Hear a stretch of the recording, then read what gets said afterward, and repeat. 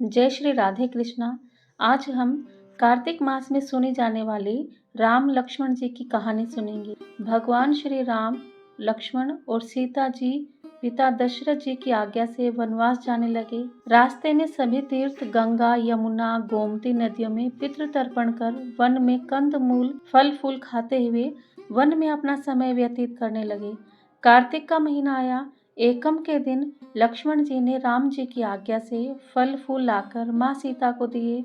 तब माँ सीता ने 4 पत्तल परोसी।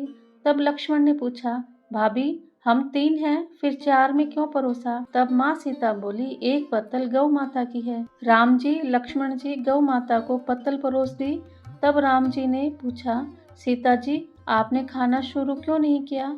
तब सीता माँ बोली, मेरे तो राम कथा सुनने का नियम है, राम कथा सुनने के बाद ही मैं फल ग्रहण करूंगी। तब राम जी बोले, मुझे कथा सुना दो। लक्ष्मण जी बोले, मुझे सुना दो। तब सीता माँ बोली, औरत की बात औरत सुनती है, आप मेरे पति हो और आप मेरे देवर हो, आपसे कैसे कहूँ? तब लक्ष्मण जी ने सोचा, इस जंगल में कौन औरत मिलेगी?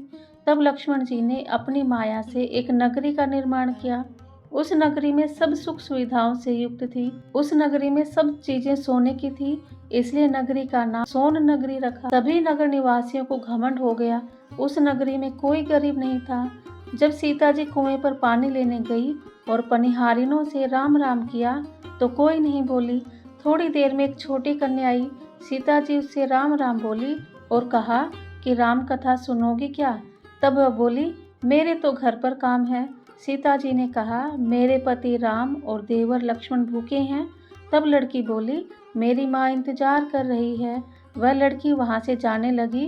तब माँ सीता के क्रोध से सारी नगरी साधारण सी हो गई।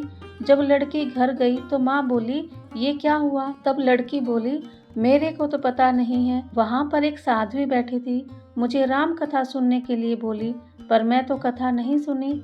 यदि उसने कुछ किया हो तो पता नहीं। तब उसकी माँ ने उसको वापस जाकर कथा सुनने को कहा। लड़की ने वापस जाकर कथा सुनने से मना कर दिया। तब उसकी बहू बोली, आपकी आज्ञा हो तो मैं कहानी सुनकर आती हूँ। जब बहू कुएं पर गई तो पानी भरे और खाली करे। तब सीता जी ने कहा, आपके घर पर कुछ काम नहीं है क्या?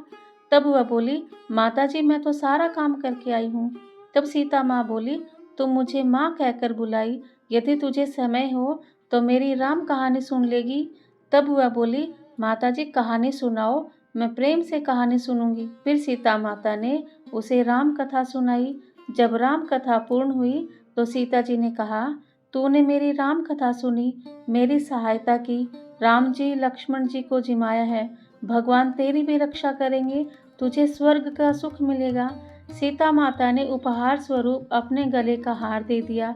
जब वह घर गई तो उसके मटके सब सोने के हो गए। सासू जी ने कहा, ये सब तू कहाँ से लाई? तब बहू बोली, मैंने तो माता सीता से राम कथा सुनी, ये इसी का फल है। सासू जी ने कहा, प्रतिदिन राम कथा सुन के आना। बहू को राम कथा सुनते बहुत दिन हो गया।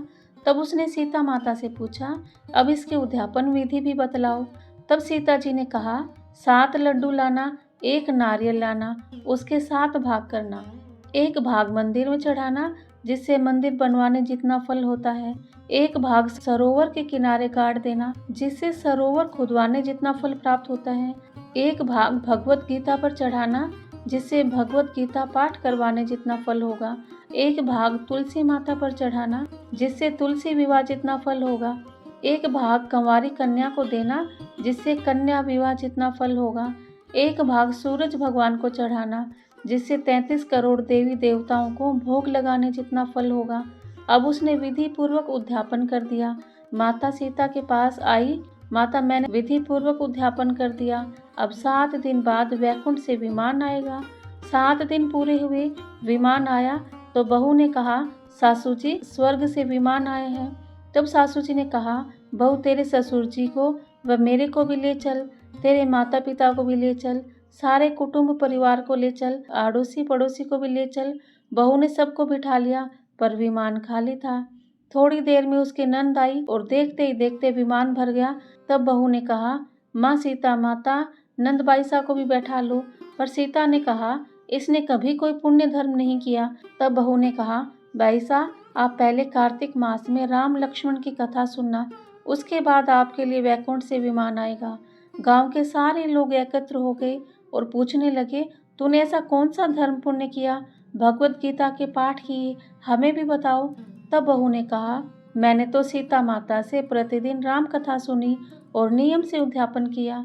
तब समस्त ग्रामीण राम कथा सुनने की जिद करने लगे। तब बहू राम कथा कहने लगी और सब नर नारी सुनने लगे। राम कथा संपूर्ण होते ही समस्त नगरी सोने की हो गई। बहू ने कहा, जो कोई राम कथा सुनेगा उसको मेरे समान ही फल मिलेगा। सब राम लक्ष्मण जी की जय जयकार करने लगे और विमान स्वर्ग में चला गया। सातों स्वर्ग के दरवाजे खुल गए। पहले द्वार पर नाग देवता, समस्त देवी देवता पुष्प वर्षा करने लगे। देवताओं ने पूछा कि तूने क्या पुण्य किया। तब उसने कहा, मैंने तो राम लक्ष्मण जानकी की कहानी सुनी। तो समस्त देवताओं ने कहा, वर मांग। तब उसने कहा, मेरे तो सब सिद्धियां हैं, मुझे यह वर दो कि जो भी श्रद्धा व भक्ति से राम लक्ष्मण जानकी की कहानी सुनेगा उसको मेरे समान ही फल मिले। सभी देवताओं ने पुष्प वर्षा करते हुए तथास्तु कहा। चारों ओर राम राम की जयकार होने लगी।